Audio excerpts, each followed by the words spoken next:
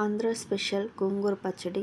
ఇది ఎంతమందికి ఇష్టమో చెప్పండి. నిజంగా నాకైతే చాలా చాలా ఇష్టం అనమాట.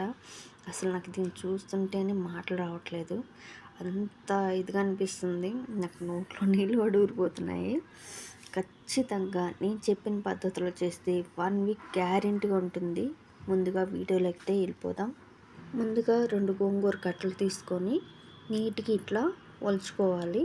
అలాగే అరగంట ముందే నీట్గా ఒలుచుకొని క్లీన్ చేసుకొని వాటర్లో బాగా 2-3 సార్లు కడిగేసుకొని నీట్గా చెమ్మ లేకుండా పక్కన పెట్టుకోవాలి.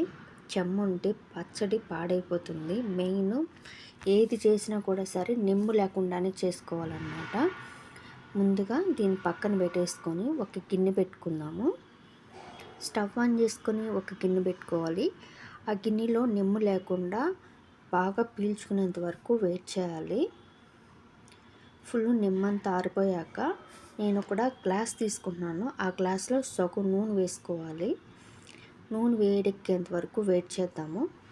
ఇది కాస్త నూనె వేడెక్కాక ఈ గోంగూర కూడా దాంట్లోకి వేసుకోవాలి.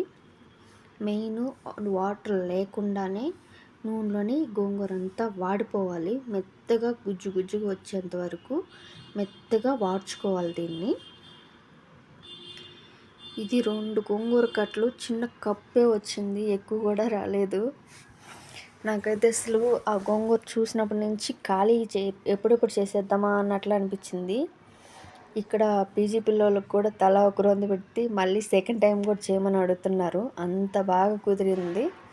వాళ్ళు కూడా వీడియో పెడతాను చూసి చేసుకోండి అంటే లేదు నువ్వే చేయాలి అంటున్నారు. ఇక్కడ 1 స్పూన్ సాల్ట్ వేసుకోవాలి.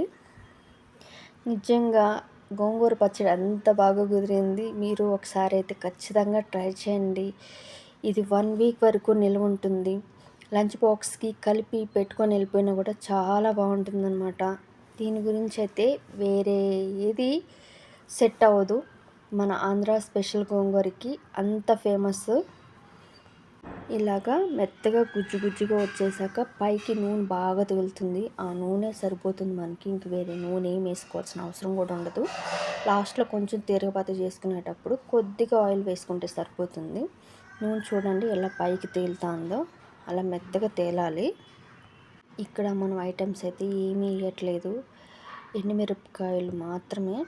ఆ ఎండుమిరపకాయలు కూడా వేగించకుండా మెత్తగా తొడియాలు తీసేసి మిక్సీకి వేసుకోవాలి. మెత్తగా మిక్సీకి పట్టుకోవాలి. ఇక్కడ మనం ఆయిల్లోకి ఏం వేగించాల్సిన అవసరమే లేదు. ఇలాగా పొడి చేసుకొని నేను ఇక్కడ 3 స్పూన్లు వేసాను. నాకు కొంచెం కారం తక్కువ పడింది. మీరు ఇంకొక స్పూన్ కూడా ఎక్స్ట్రా వేసుకోవచ్చు.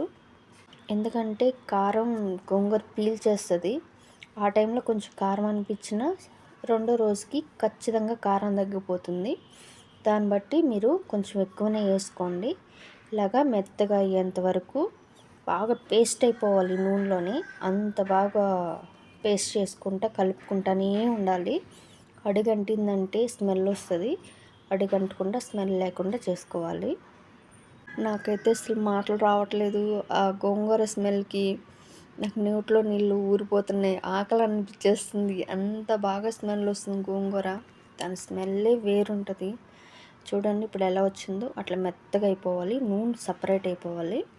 ఇప్పుడు నేను కొద్దిగా వెల్లుల్లి వేసుకుంటున్నాను. మీ ఇష్టం, వెల్లుల్లి వేసుకోవచ్చు వేసుకోకపోవచ్చు, అది మీ ఇష్టం అనమాట. నేనైతే వెల్లుల్లి తింటాను కాబట్టి నేను కొంచెం ఎక్కువే వేసుకున్నాను. ఆ వెల్లుల్లి కూడా ఒక 5 నిమిషాలకు మెత్తబడిపోతుంది. గోంగూర ఆల్రెడీ వేడిగా ఉంటుంది కాబట్టి మీరు మధ్యలో వేస్తేనే సరిపోతుందన్నమాట. తర్వాత సపరేట్గా కడాయి పెట్టుకోవాలి. ఈ గోంగూరకి కొంచెం తిరగమాత పెట్టుకుందాం, మంచిగా బాగుంటుంది. ఆ తిరగమాత స్మెల్ కూడా చాలా బాగా వస్తుంది అనమాట. ఇప్పుడు కొద్దిగా ఆయిల్ వేసుకుందాం. ఆల్రెడీ దాంట్లో నూనె ఉంది కాబట్టి ఎక్కువ అవసరం లేదు. 1 స్పూను ఆవాలు, 1 స్పూన్ జీలకర్ర, 1 స్పూను మెంతులు ఇవి వేసుకున్నాక కొంచెం ఫ్రై అవ్వాలి. దాంతోపాటు పచ్చెనపప్పు ఒక 3 స్పూన్లు వేసాను.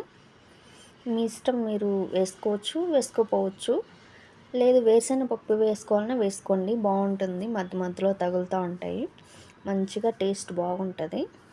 ఇవి కొంచెం ఫ్రై అయ్యాక కొద్దిగా కరివేపాకు, ఒక 3-4 ఎండుమిర్చి, వెల్లుల్లి దంచి వేసుకుంటే ఆ వెల్లుల్లి స్మెల్కి అంత బాగుంటుందన్నమాట, అస్సలు చెప్పలేం. ఎప్పుడు కూడా సరే పప్పుకు కానివ్వండి, దేనికైనా తిరుగుమాత చేసేటప్పుడు వెల్లుల్లి దంచి వేసుకుంటే ఆ స్మెల్ అంత బాగుంటుంది. హాఫ్ స్పూను ఇంగువ కూడా వేసేసుకున్నాము. ఇవి కొంచెం ఫ్రై అవ్వాలి. ఆ వెల్లుల్లి కొంచెం ఫ్రై అయ్యాక ఆ తిరుగుమాత తీసి ఆ గోంగూరలోకి వేసుకోవాలి. వేసి బాగా కలిపేసుకొని 1 నిమిషం పాటు ఒక్కరు ఆయిల్లోనే ఫ్రై అవ్వనిచ్చాక తీసి పక్కన పెట్టేసి ఒక 10-20 మినిట్స్ తర్వాత పెట్టుకొని తింటే ఉంటుంది. అస్సలు మాటలే ఉండవన్నమాట, అంత బాగుంటుంది గోంగూర పచ్చడి అంటే. నిజంగా మీరు ఒకసారి ఇలా ట్రై చేయండి, ఖచ్చితంగా మీకు నచ్చుతుంది. మరి మా వీడియోస్ మీకు నచ్చితే లైక్ చేసి సబ్స్క్రైబ్ చేయండి. మరిన్ని వీడియోస్ కోసం కామెంట్ చేయండి.